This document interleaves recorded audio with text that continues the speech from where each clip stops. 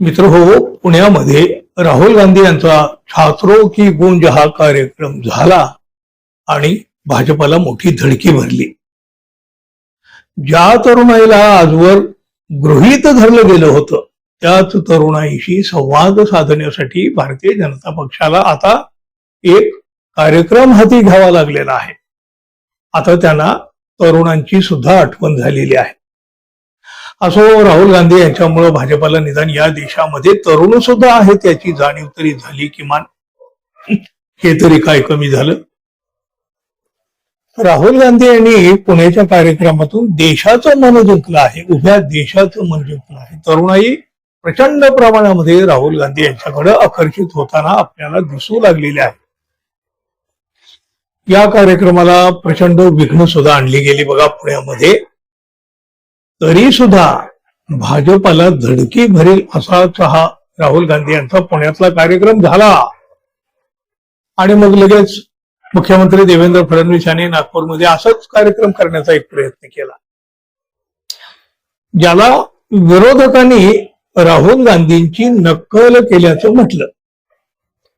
पुण्यातील महिला विशेष म्हणजे छात्रों गुंज कार्यक्रमाच्या अभूतपूर्व यशामुळं आपणही झेनजी बरोबर संवाद साधू या भूमिकेतून मुख्यमंत्री देवेंद्र फडणवीस यांनी नागपूर इथं एक कार्यक्रम घेतला, पण तो सुपर फ्लॉप ठरला. फडणवीसांना कॉपी पेस्ट सुद्धा करता येत नाही. राहुल गांधी यांच्याप्रमाणेच आपणही कार्यक्रम करू असं ठरवून त्यांनी सगळ्या सरकारी यंत्रणांचा वापर केला, पण जेन झीनं त्याकडं पाठ फिरवली. नक्कल करायलाही अक्कल लागते असा घणाघाती हल्लाबोल काँग्रेसचे प्रदेशाध्यक्ष हर्षवर्धन सपकाळ यांनी केलेला आहे. संजय राऊत यांनी सुद्धा या नागपूरमधल्या कार्यक्रमाचे अक्षरशः धिंडवडे काढले, चिंधड्या उडवल्या अत्यंत कमी शब्दामध्ये.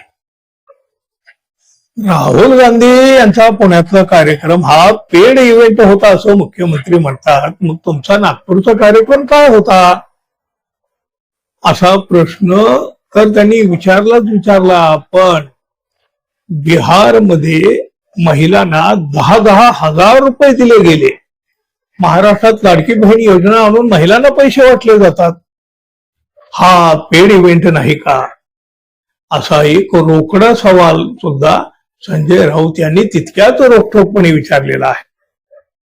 सामनाचा आजचा अग्रलेख सुद्धा याच विषयावर आहे. मित्रांनो, मोर नाचतो म्हणून लांडोरही नाचू लागते, तसाच हा प्रकार. कार्यक्रमाचे आयोजन संघ मुख्यालयाच्या समोर रेशीमबाग मैदानात केलं आणि संघ स्वयंसेवकाच्या मुलांना या मैदानामध्ये फुल पॅन्टी चढवून जेन झी म्हणून बसवलं असं सुद्धा या अग्रलेखामध्ये म्हटलंय. आजचा अग्रलेख मित्रांनो तुम्ही जरूर तुम्ही वाचा. या अग्रलेखाचा एक व्हिडिओही मी आज करणार आहे, कदाचित तो संध्याकाळी तुम्ही पहा. देवेंद्र फडणवीस यांच्या नागपुरातल्या या कार्यक्रमामध्ये युवकांच्या प्रश्नावर चर्चा करण्याऐवजी राजकीय आणि व्यक्तिगत प्रश्नोत्तर झाली. बघा, मंथन फॉर युवा असं नाव दिलेल्या या कार्यक्रमामध्ये व्यासपीठावर मात्र युवकांनाच संधी नव्हती. युवकांच्या प्रश्नाची साधी चर्चाही झाली नाही. आणि अनेक मुलाखतीमध्ये सांगितलेली स्वतःच्या राजकीय प्रवासाची वर्णनं फडणवीसांनी पुन्हा रंगवून सांगितली. त्याचं प्रतिबिंब तात्काळ सोशल मीडियात उमटलं आणि देवेंद्र फडणवीस यांच्या नागपूरच्या कार्यक्रमाची खिल्ली उडवली गेली. कोणी विरोधकांना तर उडवलीच, पण सोशल मीडियावर याच तरुण पिढीनं, याच जेन झीनं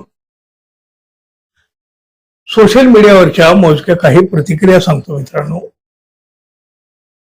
नेमका कसला कार्यक्रम होता? राजकीय सभेसाठी क्रिकेटपटूंना आणायचं आणि त्याला जेन झी, जेन अल्फा असं म्हणजे जेन अल्फा मिळावा असं नाव द्यायचं. कितीही लपवलं तरी ते लपत नव्हतं अशी एक प्रतिक्रिया. तर दुसरी, जेन झीना जे हवं आहे ते फडणवीस यांच्यामध्ये नाही अशी ही एक प्रतिक्रिया होती. संपूर्ण कार्यक्रमच कोलमडला. छात्रावर एक शब्दही नाही, फक्त टरबूज गोड की आंबट यावर चर्चा. राज्य सरकारच्या पैशानं झालेला अपयशी पब्लिसिटी स्टंट. हे किती पैसे देऊन आणलेत, अशी काय क्रांती केली यांनी की तरुण जमा व्हायला? अहो, एका तरुणानं तर म्हटलं, काय आहे तेच समजत नाही. नागपूरचा कार्यक्रम आहे की सभा आहे की मुलाखत आहे, सगळा गोंधळ दिसतोय, वाया गेला खर्च. यातली एक प्रतिक्रिया तर बघा, अत्यंत कमी शब्दामध्ये पण खूप काही बोलून जाणारी होती. ती प्रतिक्रिया अशी होती, ये डर जरुरी था, ये डर जरुरी था. म्हणजे बघा काय झालं, राहुल गांधी यांच्या कार्यक्रमावर भाजपनं टीका केली, पण त्यांच्याच कार्यक्रमाची नक्कल करायला गेले. तरुण वर्गानं मात्र झोडपून काढलं, झोडपून. आणि राहुल गांधी यांच्या कार्यक्रमाची छाप मात्र देशभरामध्ये आणखी उजळून निघाली. तुम्ही काय म्हणाल मित्रांनो?